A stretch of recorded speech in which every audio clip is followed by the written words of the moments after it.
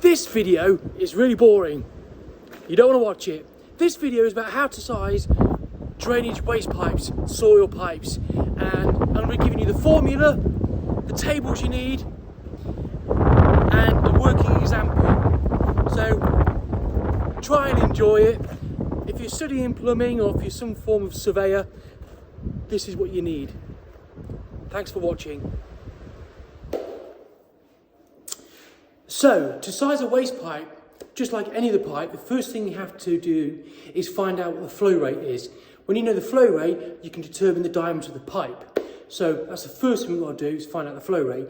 And the only way of finding the flow rate is to find out how many and what appliances are going to be using the diameter of pipe. So if you want further in-depth information, you have to go to BSEN 12056. That's the British standard that's got all the tables of information that you need for this calculation.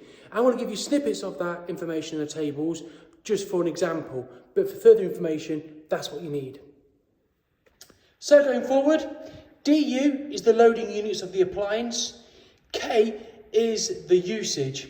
So what I mean by the usage, that's how often and frequently it's going to be used. So for example, a toilet in a school is going to be used every 5 minutes, but a toilet in a domestic property mightn't be flushed or used every 2-3 hours, for example. So K is the usage, the frequency of the usage of the appliance.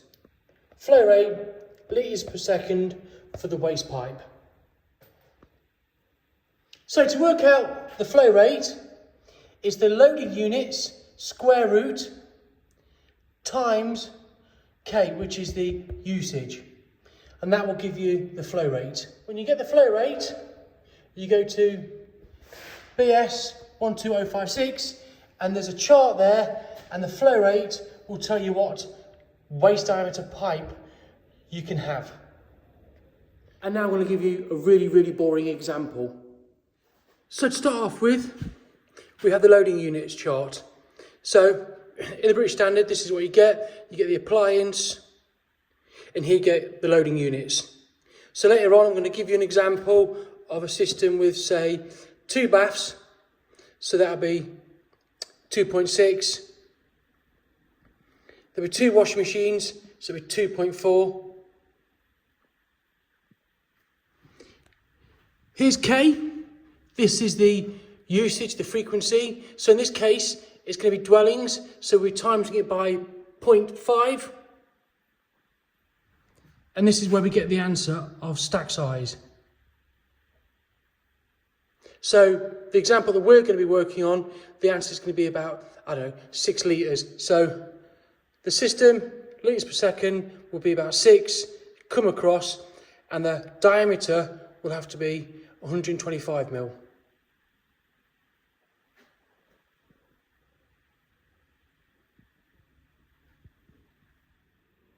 So in this example, we're doing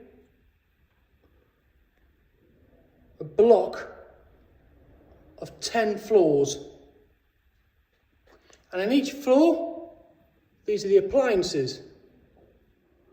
Whenever you're doing system design, always start at the beginning and work up in sections, and you'll find that easier. So here, I'm going to work out the loading units for 1 floor and times it by 10.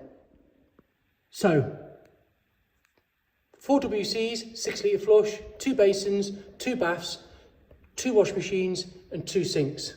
So above, I'm going to write down the loading units. So the loading units for the appliances, there's the totals. So the loading units for the appliances are above. And for the whole floor,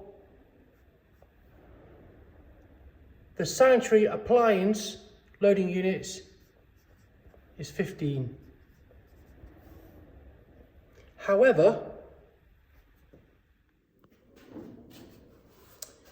so there's 10 floors, so that's 15 times 10 equals 150.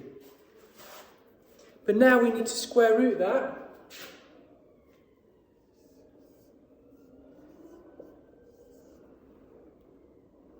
and that equals 12.247.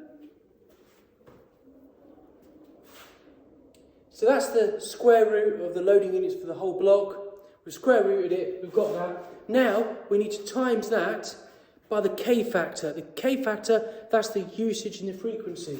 So that's 1247 times 0.5, that's the K, equals 6.12, and that's the litres. That's the litres per second. So 6.12 litres is here. So the waste pipe, soil pipe, has to be 125 mil. According to the British standards, if you fit a secondary system, you could get away with 110 mil soil pipe.